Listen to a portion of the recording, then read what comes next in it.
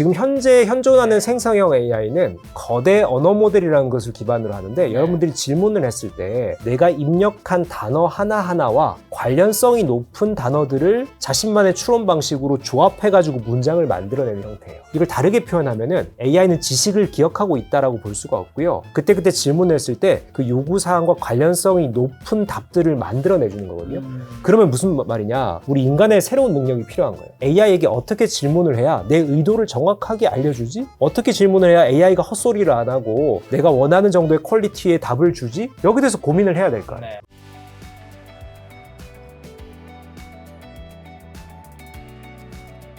자, 김작가 TV에서 이제 AI 요즘 시대를 맞이해서 AI 활용 방법 콘텐츠를 준비했는데 안 그래도 오늘 이거 요청 주셨을 때 네. 제가 오랜만에 김작가 TV 채널 들어갔더니 축하드릴 일이 있더라고요. 아, 뭔가요? 250만, 벌써 251만이더라고요. 감사합니다. 네. 아마 이 영상이 올라갔을 때 252만이 2만인가요? 네. 네, 그래서 제가 오늘 또 AI 툴 소개해드릴 네. 준비를 하다 보니까 250만 구독자 기념 제가 로고송 채널 음악을 하나 만들어 볼까 해서 네. 미리 좀 준비를 해왔거든요. 네. 한번 들려드릴까요? 한번 들어볼까요? 네네. 혹시 제작 시간 어느 정도 걸린 거죠? 제작 시간이 한 일주일 정도 걸렸습니다. 일주일 전에 만들었다는 사실은 거죠. 1분 걸렸어요. 1분 알겠습니다. 네. 일단 네. 들어볼게요. 네.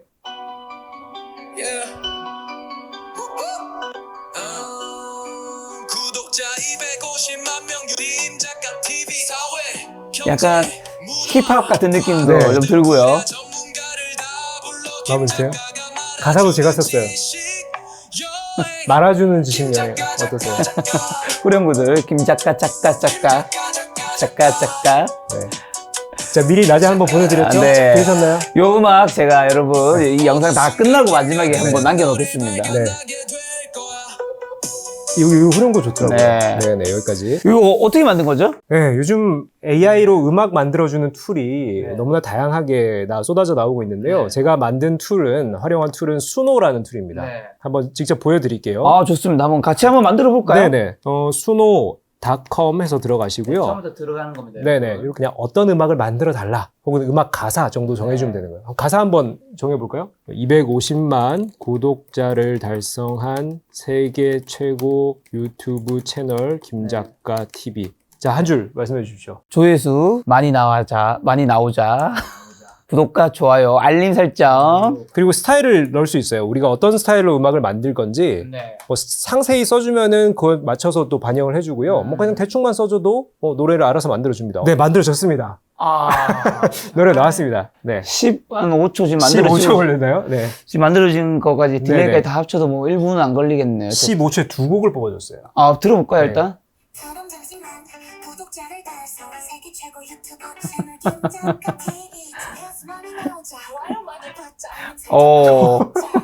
사회 경제 문화 과학 기술 어우, 약간 템포가 네. 빠르지. 작가를 모시고 함께하는 지식 여행 김작가 TV 야, 어쨌든 이런 뭐 이게 수준이 높냐, 낮냐, 어쨌든 네. 뭐 마음에 드냐, 안 드냐를 떠나서 이 정도를 만드는데 걸린 시간이 30초도 안 걸렸죠. 제목 괜찮지 않나요? 음악? 괜찮아요. 여기에 사실 우리가 넣는 디테일하게 더 가사도 정밀하게 줬고, 그 다음에 원하는 스타일도 더 하면 또. 그래서 가사도 1절, 2절 이렇게 네. 분량대로 넣고 원하는 스타일 좀 디테일하게 넣으면은 네. 그걸 다 대부분 다 반영해 주더라고요. 아, 이거 시청자분도 할 수 있으니까 이런 거 직접 한번 해봐야지 AI가 어떻게 시장에 쓰이고 있는지 그걸 알 수 있을 것 같은데, 그럼 AI가 만든 음악도 저작권 등록하거나 뭐 상업자 활용도 가능한 건가요? 안 그래도 제가 수노를 이걸 써보고 네. 혹시 김 작가님께서 이거 로고송으로 쓰실까봐 네. 한번 알아봤습니다. 알아봤더니 전 세계적으로 AI가 만든 음악은 저작권 보호 대상은 아니에요. 인간이 만든 것만 저작권 보호를 해줍니다. 그러다 보니까 이 수노라는 업체가 이 저작권을 허용하냐 마냐를 일단은 법적인 이 테두리가 있는 네. 것은 아닌데 이것에 대한 규정은 있더라고요.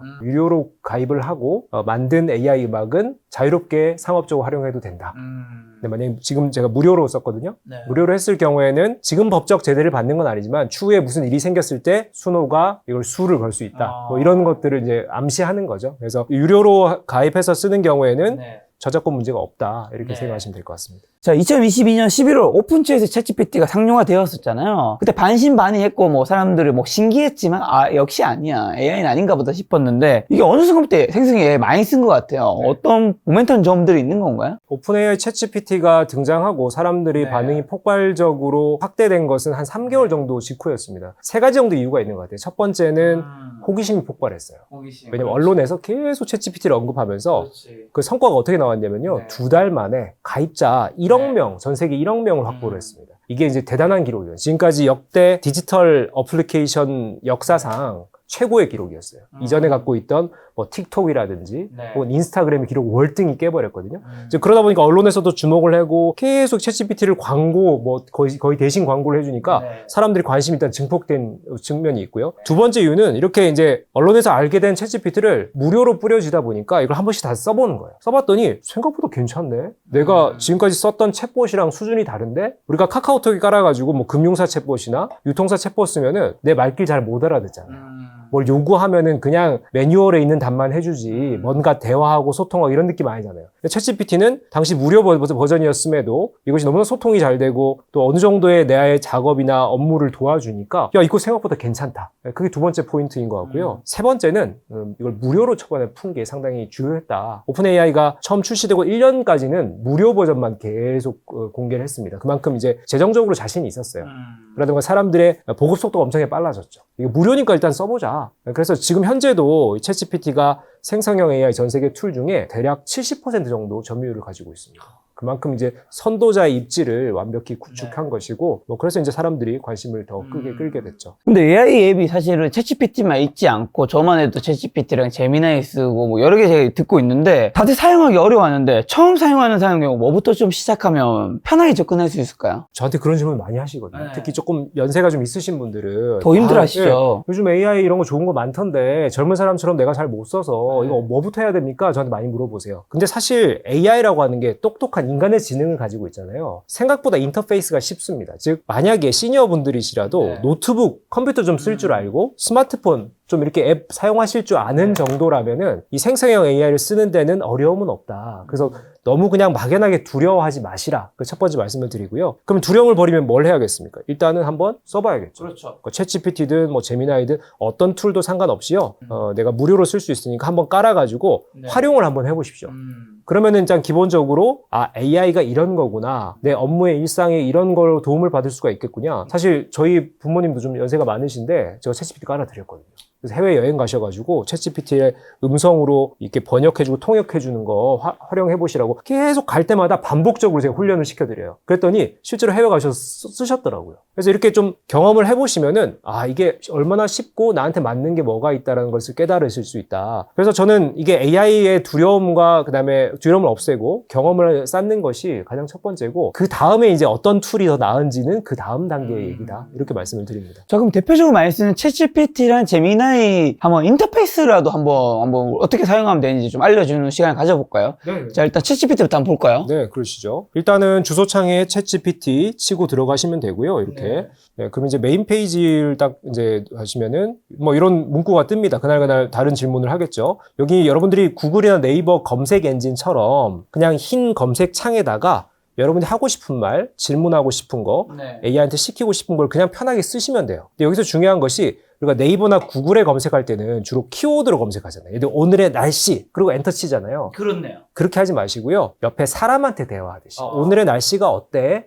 내가 이런 지금 뭘 준비를 하고 있는데 네. 너가 좀 도와주면 좋겠어. 이런 부분을 도와줄래? 네. 하고 옆에 사람한테 얘기하듯이 그냥 형서체로 의문체로 하시면 된다라는 것이고요. 자, 그리고 이제 또 하나 팁을 알려드리면은 만약에 유료로 깔고 이제 사용을 하신다라고 하면은 요 모델을 선택할 수 있습니다. 요게 이제 만약에 업무나 일상에서 조금 깊이 있게 활용하시는 네. 분들은 그때그때 용도에 따라서 다른 모델을 선택하시는 것이 조금 더 이점이 있습니다. 예를 들면 GPT-4 같은 경우에 여기 설명이 써있죠. 대부분의 업무에 탁월하다. 그러니까 별 특별한 용도가 없다라고 할 때는 가장 GPT-4 빠른 거죠. 그리고. 가장 노말입니다. 그래서 가장 빠르게 검색을 해주고요. 그리고 만약에 조금 뭐 이렇게 수학 문제, 과학 기술이라든지 뭔가 네. 이론적인 거, 조금 논리적인 거 이런 거를 좀 뭐 업무에 혹은 연구에 활용하시려고 하시는 분들은 O4 모델 미니라고 되어 있는 이 모델을 활용하시는 것이 네. 조금 더 난이도 높은 추론들을 해줍니다. 네. 그리고 이제 코딩 및 시각적 이성이 탁월하다. 요거는 이제 주로 개발자들이 네. 코드 물어보거나 아니면 좀 이렇게 시각하고 설계하고 뭐 이런 데 좀 용도로 쓰는 뭐 조금 똑똑하면서도 시각적인 이런 작업물을 많이 만들어주는 AI를 쓰고 싶을 때는 O4 미니 하이 모델이 조금 더 적합할 것으로 보입니다. O3는 뭐가 다른 거야? 이게 진화 과정인데요. O3보다 O4가 조금 더 추론 능력이나 지식 검색 능력이 뛰어난데 O3는 아마 O4보다 조금 속도가 빠를 거예요. 근데 얘네들이 그러면 O4가 나왔다고 O3 아예 없앨 수는 없기 때문에 그냥 남겨놓은 거죠. 그러니까 별 크게 차이는 없다. 뭐 아마 이렇게 하나하나 써보시면서 조금 이제 검증을 해보시면 될 것 같습니다. 또 여기도 추가적으로 있죠. GPT 4.5, 4.1 각각의 지금 내용들이 써 있는데 저도 뭐 하나하나 다 비교하면서 이렇게 해보진 않았지만은 기본적으로 밑에 써 있는 내용대로 조금 논리 추론에 강한 모델을 원하든지 아니면 일상적인 모델을 원하든지 아니면 시각적인 뭔가 자료를 네. 작성하기 원하는지 그에 맞게 쓰시면은 뭐 조금 고사양일수록 속도는 오래 걸려요. 그렇지만 조금 더 깊이 있는 탐색이 가능하다. 좀 저사양일수록 조금 더 응답 속도가 빠릅니다. 네. 그리고 일반적인 어떤 이 소통이 강합니다. 네. 이런 부분들을 좀 선택하시면 될 것 같고요. 네. 또 하나 팁을 드리자면은 여기 새 프로젝트가 있죠. 요거 네. 잘 모르시더라고요. 이거 잘 모르더라고요. 네. 뭐냐면 아시죠? 저는 이거 압니다. 네네. 요거 새 프로젝트가 왜 필요하냐면요. 여러분들이 뭐 일상에 온갖 질문들을 하실 거 아닙니까? 네. 근데 이거를 항상 어떤 특정 주제의 묶음, 그러니까 그러니까 여행이면 여행, 그쵸, 여행. 맛집, 그다음에 뭐 자기 관리, 뭐 내가 연구하는 거 네. 있다, 뭐 보고서 쓰는 거 있다. 그럼 보고서도 주제별로 내가 이 주제로 고민하다가 저 주제로 고민하는데 그걸 그룹을 따로 해놓는 거예요. 앞에 대화했던 내용들이 계속 새로운 추론에 활용이 됩니다. 그리고 뭐 설정해 놓은 거. 예를 들면 너와 나는 이제 연구의 협력자야. 너와 나의 이제 그런 소통을 그런 연구 협력자의 용어를 쓰고 그렇게 대우를 해줘. 아니, 너는 나의 부하 직원이야. 네. 나의 뭐 이런 그 비서야. 이렇게 세팅을 해놓으면은 그 그룹에서는 얘가 그 캐릭터로 설명을 해줍니다. 그런 부분들을 이 새 프로젝트를 눌러서 예를 들면은 일상의 아이디어 기획 뭐 이렇게 하면은 예를 들면은 챗GPT랑 프로젝트가 만들어지죠. 그렇죠. 만들어지죠. 그러면 이제 일상에 뭔가 내가 아이디어 기획하고 할 때 뭔가 협력자로서 아니면 친구로서 이렇게 대화 나누는 걸로 이 용도로 이 그룹을 쓰고 싶다. 여기 파일 이렇게 하는 추가랑 거죠. 지침 추가는 뭘까요? 예, 요거 소개해 드릴게요. 일단 지침 추가부터 먼저 말씀드리겠습니다. 지침 추가는 지금 일상의 아이디어 기획이라는 요 그룹에서 계속 앞으로 대화를 나누실 거 아니에요. 그러면은 여기 베이스가 되는 요구 사항들을 써놓는 거예요. 그렇죠. 뭐 여기에 1번 뭐 너는 나한테 앞으로 반말로 해줘. 해볼까요? 네. 네. 너는 나의 아이디어 파트너야. 이제 나에게 친구처럼 반말로 해줘. 네. 그리고 항상 기획자로서의 전문성을 보여줘. 신박한 아이디어를 아주 편하게 얘기 나누자. 나를 파트너라 불러줘. 뭐 이런 식으로 해볼게요. 네. 그럼 저장을 딱 합니다. 내가 커피를 좋아해. 새로운 커피 브랜드를 만들고 싶은데 커피 콩도 기존에 없던 새로운 맛과 트렌드로 선택하고 싶어. 아이디어 줄래? 이렇게 해볼게요. 그래서 아까 전에 조치 파트너라고 얘기 요청을 했으니까 그다음에 반말 요청했으니까 신나는데 잡아야 해 나눠볼게 이렇게 얘기하는 거죠. 해조류 숙성은 뭔가요? 해조류 숙성 커피? 네, 바다에 미네랄이 만든 커피. 오, 뭐 괜찮아 보이는데. 괜찮은 것 같은데요? 빵도 소금빵 이런 거 유행하잖아요. 네. 그죠? 소금 맛이 살짝 들어간 커피인가? 거기 미역도 들어가나? 근데 현실 세계에 있는 건지는 모르겠어요. 네. 네. 기후 신박하게 해달라 그러니까 얘가 이상한 단어를. 마이크로 나눠.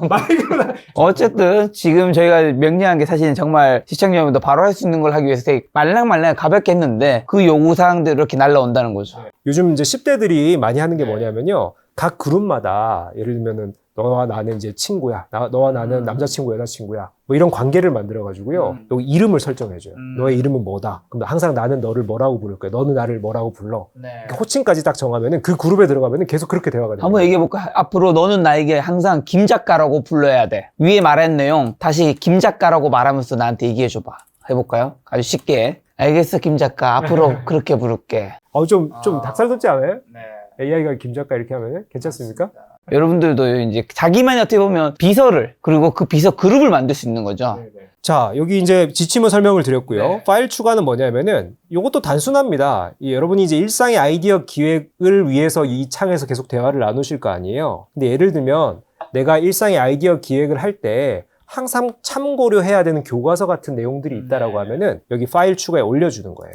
사업 기획서 작성법이라든지 마케팅 용어라든지 참고 샘플이라든지 아니면은 그 용어를 계속 사용해야 되는 교과서 같은 거 있잖아요. 파일 같은 거를, PDF 같은 것들을 올려두면은 그 내용을 항상 참조해서 거기 안에 있는 내용과 연결해서 얘기를 해줍니다. 그러면 이제 용어라든지 아니면은 뭔가 어조라든지 지식이라든지 이런 것들을 계속 통일시켜서 얘기를 할 수가 있는 거죠. 그래서 이것도 해보시면 참 재미있는 결과들을 만들 수가 자, 있어요. 위에 인터페이스는 또 한번 소개해볼까요? 이거 뭘까요? 이건 음성으로 얘기하는 거죠. 자, 음성. 예. 안녕하세요, 김 작가입니다. 아이디어를 만들고 싶은데요. 저는 커피 브랜드를 창업하고 싶습니다. 아이디어 알려주세요. 그대로 그냥 음성을 입력창에 옮겨주는 역할이에요. 별 다른 건 없습니다. 이건 뭔가요? 요거는 라이브 기능이에요. 바로 실시간으로 소통을 나누는 겁니다. 안녕, 나는 김 작가라고 해. 커피 브랜드 말고 빵 브랜드도 같이 만들고 싶은데 빵 브랜드 관련된 새로운 아이디어가 있니? 빵 브랜드라니 멋진데 요즘 트렌드 중에 하나가 건강한 재료로 만든 천연 발효빵이 인기가 많더라고. 예를 들어서 글루텐 프리나 비건 베이커리 같은 컨셉도 좋고 아니면 지역 특산물 활용해서 로컬 맛집 느낌을 살려보는 것도 괜찮을 것 같아.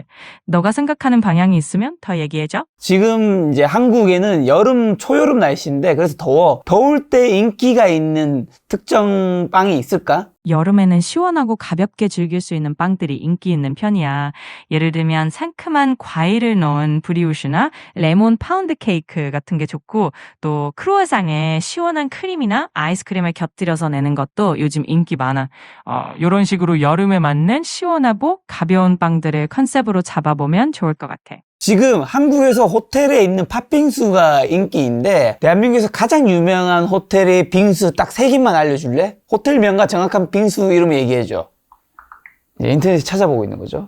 지금 알아보고 있어. 한국에서 유명한 호텔 빙수가 꽤 많으니까 조금만 기다려주면 바로 알려줄게. 조금만 기다려줘. 자, 찾았어. 한국에서 가장 유명한 호텔 빙수로는 신라 호텔의 애플망고 빙수, 롯데 호텔의 팥빙수, 그리고 파라다이스 시티 호텔의 트로피컬 빙수가 있어.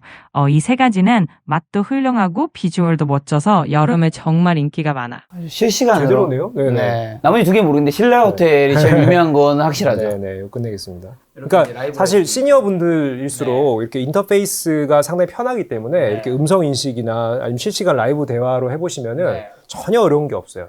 초반에 어떻게 사용하는지만 조금 이제 익히시면은 아주 쉽게 AI와 대화를 나눌 수 있습니다. 자, 그럼 제미나이도 한번 인터페이스 한번 볼까요? 네, 요즘 또 제미나이도 구글 I.O. 행사 이후에 상당히 또 언론의 주목을 받고 있고 실제로 뭐 추론 이제 벤치마크 자료들을 보면은 제미나이가 조금 더 챗GPT보다 능력이 좋다라고 기술 평가에서는 그렇게 결과들이 나오고 있는데 실제로 제가 써보면은 뭐 챗GPT, 제미나이 둘 다 충분히 만족스러운 수준이다. 각자 좀 구미에 맞게 골라 쓰시면 될 것 같아요. 제미나이도 한번 설명을 드려볼게요. 거의 인터페이스 똑같습니다. 딱 첫 화면 들어오시면은 역시나 이제 로그인 딱 하시면은 이제 안녕하세요 인사 나오고 입력창이 뜨죠. 자, 하나하나 소개를 드릴게요. 자, 왼쪽이 가면 역시나 모델을 선택할 수 있습니다. 내가 지금 어떤 작업을 할지. 여기는 이제 제미나이는 간단하게 3가지네요. 기본적으로 2.5 플래시. 이게 이제 가장 노멀한 소통을 중심으로 한 모델이고요. 만약에 조금 뭐 추론이나 수학이나 뭐 과학기술이나 이론적인 내용들을 조금 깊이 있는 내용들을 시간이 조금 더 지연되더라도 그런 걸 다루고 싶다. 2.5 프로를 선택하시면 되고요. 뭐 일반적으로는 2.5 플래시 이걸로 선택해 주시면 됩니다. 자, 그리고 역시나 여기도 이제 입력창에다가 우리가 여러 가지 지시들을 할 수 있는데 제미나이의 좀 특이한 기능, 물론 챗GPT도 비슷한 기능이 있어요. 뭐 여기만 있는 건 아니고 요즘 나와 있는 기능 좀 설명을 드릴게요. 일단 기본적으로 동영상 생성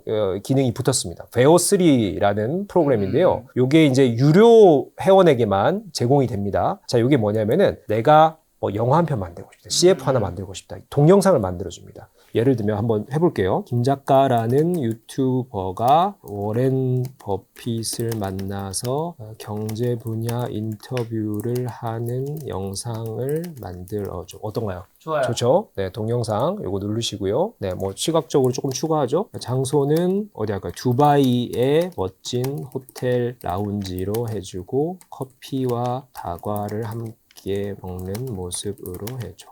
이렇게 한번 해볼게요. 아마 영상 만들 조금 시간 걸릴 겁니다. 네. 한 몇 분 정도. 김 작가가 왜냐면 이분이 김 작가 아니었죠?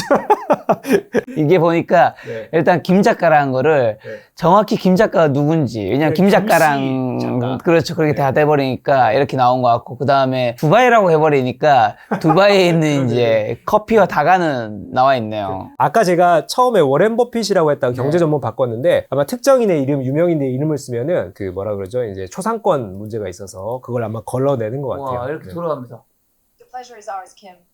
Dubai's economic landscape is truly 킴이라고 하는데요? 킴. 아, 요 정도 수준이면 네, 이거 진짜 사람 같았는데 그러니까요. 실제 현장에서 찍은 것 같아. 네, 물론 요즘 많은 분들이 이렇게 눈이 정교해지셔가지고요. AI가 만든 걸 다 구분해내시더라고요. 네. 정말 앞으로 수준이 좀 더 올라가겠죠? 이게 네. 정말 실사와 정말 이 구분하기 어려운 수준으로 갈 겁니다. 앞으로. 네. 아직까지는 이 배우 서비스가 지금 약간 시범 파일럿 서비스 정도고요. 음. 그래서 짧은 영상 조금 정교함은 좀 떨어집니다. 그렇지만 일단 이런 정도로 지금 구현이 되고 있다. 뭐 아마 또 몇 달 후 내년 아마 아주 업그레이드가 될 것으로 보이고요. 이제 동영상 요거 재미있게 한번 써보실 수가 있고요. 네.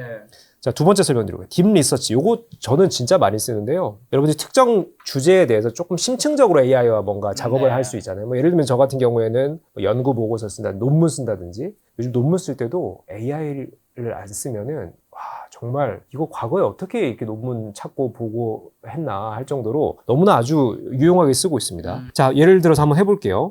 요즘 양자 컴퓨팅이 유행하니까 양자 컴퓨팅 내가 지금부터 너와 함께 양자 컴퓨터 분야를 연구하려고 해. 먼저 보고서를 작성하고 싶은데 양자 컴퓨터 분야의 역사와 현재 수준, 앞으로의 발전 방향을 소개하는 보고서 작성을 해줄래? 뭐 이런 정도로 한번 해볼게요. 정말 정확하게 문헌을 찾아줘요. 그러니까 한 문장마다 어떤 보고서와 어떤 논문과 어떤 기사를 활용했는지를 보여줍니다. 연구 시작 한번 눌러볼게요. 연구에 이렇게 보시면은 연구의 과정이나 방법도 얘가 거의 연구 협업자처럼 해줍니다. 이렇게. 그럼 이제 뜨죠? 자, 한번 보실게요. 보고서 작성, 이제 조사부터 시작한 거예요. 인간이 했으면은 뭐 최소 몇 주는 걸릴 작업을 이렇게 뭐 몇 초만 뚝딱 해주는 거죠. 연구 목표부터 연구 계획, 참고 웹사이트 보세요. 이게 순식간에 몇십 개의 웹사이트를 쓰고 제가 만약에 조금 더 구체적으로 어떤 기업, 어떤 연구기관을 꼭 포함해줘라고 하면은 그 분야를 또 들어갈 겁니다. 이런 거는 이제 결국 우리가 프롬프트 질문을 어떻게 하냐에 따라서 그 깊이가 완전히 달라질 수 있다는 겁니다. 이걸 다 보고 분석하고 해서 번역해서 나오는 거잖아요. 그렇죠. 제가. 네. 이 그리고 짧은 시간에. 보고서의 형태를 갖춰줘요. 연구자들도 AI로 이제 대체될 겁니다. 저도 지금 직업적 위협을 받고 있습니다. 요 기다린 동안 다른 질문을 드려보면 그럼 AI만 잘 써도 얻을 수 있는 효과는 좀 뭘까요? AI 썼을 때 일단 기본적으로 작업 속도가 빨라지죠. 이제 여러 업무들 중에 뭐 공통적으로 뭔가 문서를 요약하고 뭔가 정리하는 업무 있죠. 지금 네. 현재 이 생성 AI들이 너무 잘합니다. 그 말은 우리가 정확한 뭔가 참고할 보고서나 글이나 뭐 이런 것들을 제공만 해주면은 얘한테 그걸 요약하고 글을 짧게 써달라, 뭔가 중요한 문장을 뽑아달라 이런 거는 여러분 의심하지 않으셔도 될 정도로 퀄리티가 완벽하게 나오고요. 이렇다 보면은 우리가 작업 속도가 현저히 빨라지죠. 두 번째는 우리가 좀 유사할 수 있지만 생산성이 올라간다 이렇게 표현할 수가 있을 것 같은데요. 만약에 여러분이 지금 방금과 같은 보고서를 한 편 쓰시려면 만약 연구자다, 양자 컴퓨터 분야 연구자다, 연구를 할 때 보통 팀원이나 협업자들을 두는 이유가 혼자 인간의 능력으로 모든 분야들을 커버할 수 없고 또 내가 생각하는 것과 또 상대 연구자들이 생각하는 것을 계속 토론이나 뭐 협의를 통해서 계속 맞춰 나가잖아요. 이제 그런 과정들을 AI에게 시킬 수 있다라는 거예요. 검증 과정, 뭐 작성 과정, 또 이런 또 협의의 과정 이런 것들을 하면 퍼포먼스가 올라가죠. 완성도가 올라갑니다. 네. 두 번째가 저는 생산성 향상이라고 생각을 하고요. 세 번째는 혼자 뭐든 할 수 있게 되는 거예요. 요즘 마케터들이 2명, 3명 팀에서 작업하던 거를 혼자 해냅니다. 그 팀원은 바로 AI가 되는 거죠. 2명, 3명 하던 거를 혼자 해낸다는 것 자체가 또 상당히 이제 의사소통하고 협업하고 이런 또 장점들이 있죠. 상호 보완해주는 장점들이 있죠. 그래서 작업 속도, 생산성 향상, 그리고 이제 협업 파트너가 생긴다. 이런 세 가지 관점에서 저는 AI가 상당히 유용하게 쓰일 수 있다고 봅니다. 그러면 이제 기업에서도 요즘 AI 교육 많은 걸로 알고 있는데 기업 실무자들은 AI를 이용해 어떤 업무 자동화했고 어떻게 생산성 높이나요? 우리가 단순히 생각했을 때는 AI랑 이제 뭐 일상생활에서 궁금한 것들 물어보고 맛집, 그다음에 여행지, 그다음에 이런 것들을 뭐 대화도 하고 질문도 하고 하는데 이게 어떻게 내 생산성을 높이지? 라는 생각을 하시는 분도 많을 것 같아요. 그냥 뭐 대화가 되는 건 알겠는데. 기본적으로 지금 생성형 AI는 창작을 대신해 주잖아요. 기획, 창작, 뭐 생성 이런 영역들을 아주 잘 해주다 보니까 이 영역의 업무가 대부분인 직무들, 예를 들면 마케터들, 디자이너들, 기획자들 엄청나게 AI 지금 배우기 열풍이 불고 있습니다. 예를 들면 마케터들이요. 제가 최근에 모 대기업의 계열사 중에 마케팅 회사 특강을 나갔는데 거기 이제 앞에 계신 마케터 분들이 실제로 각자 AI 툴을 서너 개씩 쓰고 있더라고요.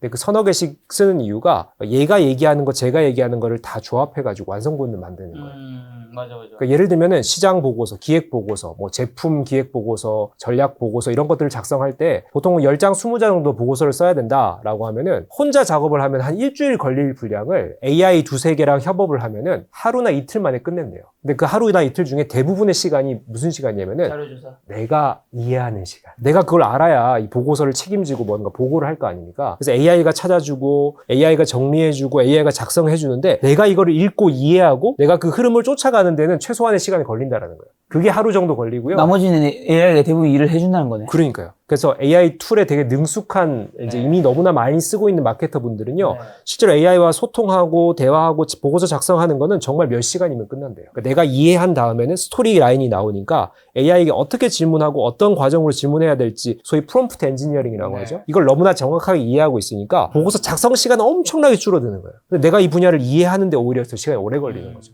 그럼 말씀하신 AI를 잘 활용하기 위한 프롬프트 엔지니어링이라는 게 정확히 뭐고 얘에게 정확한 답을 이끌어내기 위해서 정확한 질문 명령 내리는 방법은 뭘까요? 이게 대부분 잘 안 되는 거잖아요. 지금 현재 현존하는 생성형 AI는 거대 언어 모델이라는 것을 기반으로 하는데 여러분들이 질문을 했을 때 내가 입력한 단어 하나하나와 관련성이 높은 단어들을 자신만의 추론 방식으로 조합해가지고 문장을 만들어내는 형태예요. 그림도 마찬가지, 영상도 마찬가지. 다 그런 식으로 내가 입력한 값에 관련성이 높은 결과물들을 조합해서 만들어내니까 이걸 다르게 표현하면은 AI는 지식을 기억하고 있다라고 볼 수가 없고요. 그때그때 질문을 했을 때 그 요구사항과 관련성이 높은 답들을 만들어내주는 거거든요. 그러면 무슨 말이냐? 우리 인간의 새로운 능력이 필요한 거예요. AI에게 어떻게 질문을 해야 내 의도를 정확하게 알려주지? 어떻게 질문을 해야 AI가 헛소리를 안 하고 내가 원하는 정도의 퀄리티의 답을 주지? 여기 대해서 고민을 해야 될 거 아니에요. 그래서 여러분들이 AI 툴을 이해해서 질문을 어떻게 어떤 순서로 하는지에 대한 방법을 우리가 프롬프트 엔지니어링이라고 합니다. 그래서 이 방법들 예를 들면은 마케터 분들이 이렇게 많이 하시는데 시장 동향 보고서를 써야 돼요. 내가 식품 뭐 라면 뭐 제 특정 제품의 시장 동향 분석 보고서를 써야 되는데 첫 질문부터 그 라면에 대한 얘기로 질문을 시작하면요. AI는 매우 구체적으로 그 라면 얘기만 계속 한다라는 거예요. 그래서 이제 마케터 분들이 어떻게 하시냐면은 처음에는 되게 브로드한 질문을 던집니다. 25년에 전 세계 식문화가 어떻게 발전하고 있어? 이렇게 질문하고. 그럼 AI는 자신만의 또 개똥 철학을 얘기를 할 거 아닙니까? 근데 그 중에 이제 내가 보고서상에 담을 좀 거대 담론에 해당되는 얘기를 딱 콕 집는 거예요. 네가 말한 두 번째 그 사람들이 도시에 몰려 살고 간편식을 좋아하는 그 문화 트렌드가 나도 관심이 가는 것 같아. 그럼 그런 점에서 어떤 메뉴가 유행을 할까? 각 나라별로 좀 설명해 줄래? 하면 또 막 나라별로 이렇게 식문화들을 소개할 거 아닙니까? 그런 메뉴들 중에 라면이라는 것은 어느 정도 위치에 있어? 나는 라면에 관심이 가는데? 하면서 그때부터 라면 얘기 들어가는 거예요. 그러면 전체 거대한 트렌드부터 시작해서 각 나라별 식문화, 그 다음에 라면 이렇게 하나하나 계속 좁혀나가는 과정이 AI 입장에서는 다양한 지식들을 조합해서 답을 만들어주니까 우리가 인간의 입장에서 이 보고서가 다채로워지죠. 그리고 우리가 원하는 방향을 얻을 수 있죠. 이것도 이제 단계적으로 질문하는 하나의 프롬프트 엔지니어링 방법이고요. 또 하나는 매우 중요한 겁니다. 이게 뭐냐면 AI가 헛소리하고 거짓말하는 걸 우리가 환각현상이라고 합니다. 그 용어가 있던데. 할루시네이션. 할루시네이션. 네, 환각현상. 뭐 인간의 환각현상이랑 네. 똑같은 용어입니다. 여러분들이 질문하셨는데 얘가 막 소설을 써주는 거예요. 엉뚱한 얘기, 세상에 없는 얘기를 있는 것처럼 막 그럴듯하게 하는 거예요. 이거를 만약에 적게 나오게 하려면 어떻게 해야 되냐면은 질문할 때 이 내용에 참고할 만한 자료나 혹은 배경 설정이나 혹은 주변 어떤 설명들을 추가적으로 정확하게 해주는 거예요. 야, 너가 이거 얘기할 때 요 자료를 참고해. 야, 요 내용 얘기할 때 지난번 분기 보고서 요거 내용을 좀 참고할래? 요 분야는 이러이런 특징이 있어. 내가 이걸 어디다가 활용하려고 해. 요런 것들을 좀 구체적으로 설명을 해주면은 이 AI는 앞서 말씀드린 대로 이 추론이라는 과정에 다양한 데이터들을 정확하게 활용하는 거예요. 엉뚱한 소리를 할 확률이 줄어드는 거죠. 이것도 결국 프롬프트 엔지니어링이죠. 질문을 어떻게 하느냐, 어떤 정보를 제공하느냐. 마지막 한 가지만 더 소개해드리면 제가 이제 환각현상을 줄이는 저 나름의 노하우를 하나 알려드릴게요.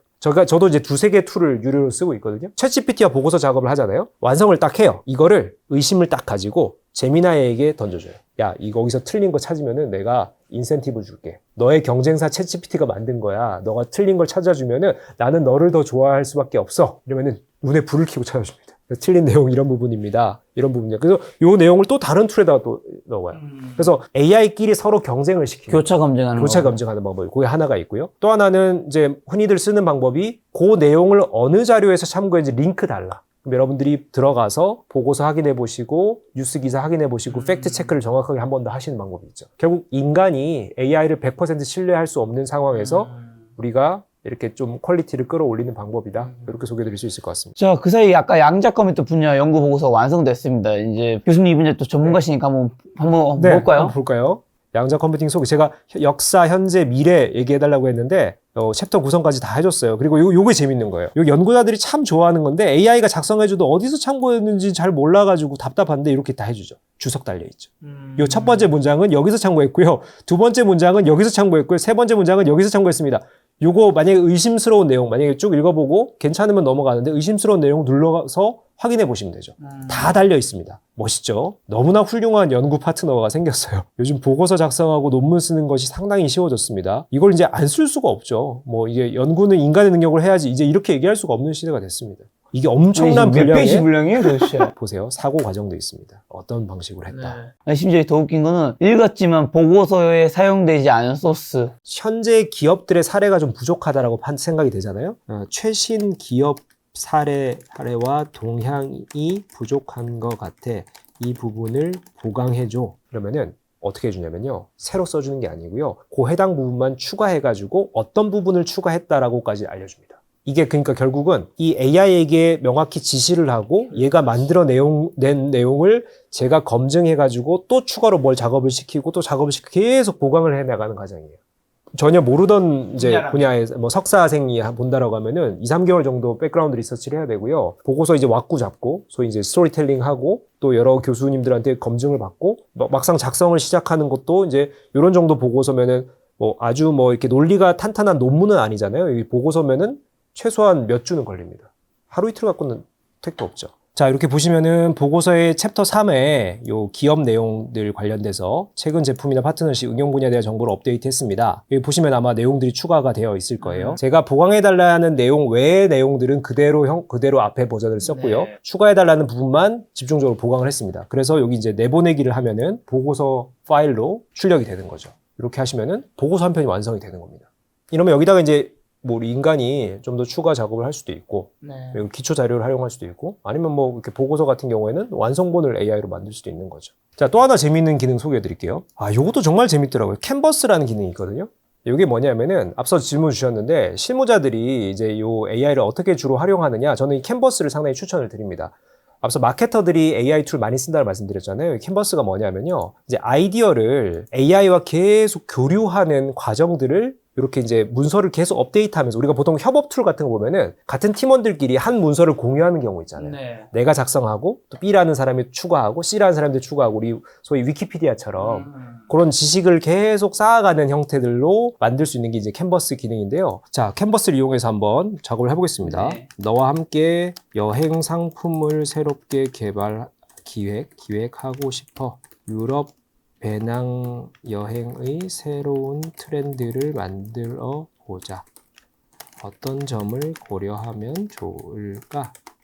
여기 이제 AI가 만든 드래프트예요. 제가 말한 요청대로 일단 이렇게 트렌드 기획 고려 사항을 써주죠. 자, 근데 여기서 중요한 것이, 자 보세요. 1번부터 7번, 8번까지 써줬습니다. 제가 이제 또 아이디어를 주는 거예요. 자, 8번 마케팅 및 브랜드 부분에서 타겟 고객을 20대로 고정하고 싶어. 20대가 원하는 여행 트렌드를 반영해 보자. 제가 요구한 사항이 이 여행의 타겟층을 20대로 딱 국한하자라고 했잖아요.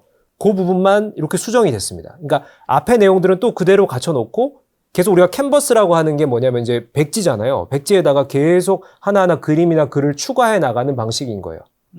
그래서 만약에 여러분이 또 내일 또 생각이 바뀌었다. 또 아이디어를 주면은 얘가 또 그걸 추가해가지고 작성을 해줍니다. 그러면 이제 하나의 기획서를 계속 같이 작업을 해나가는 거죠. 그래서 그게 이제 추적이 되고 반영이 되고 소통이 되는 거죠. 뭐 주로 저는 마케터나 뭐 기획자들이 팀원 두세 명이서 같이 좀 소통하면서 협의하면서 이렇게 논의하면서 해야 될 작업들이 있잖아요. 혼자 막 너무 주관적으로 하기에는 부담스러운 작업들을 이렇게 인간 협업자가 아니라 AI와 함께 이렇게 며칠간의 시간 동안 고민하는 내용을 계속 공유하면서 이렇게 작업을 하는 것이 상당히 저는 용이하고, 우리가 회의석상에서도 이런 것들을 참고해 볼 수 있죠. 네.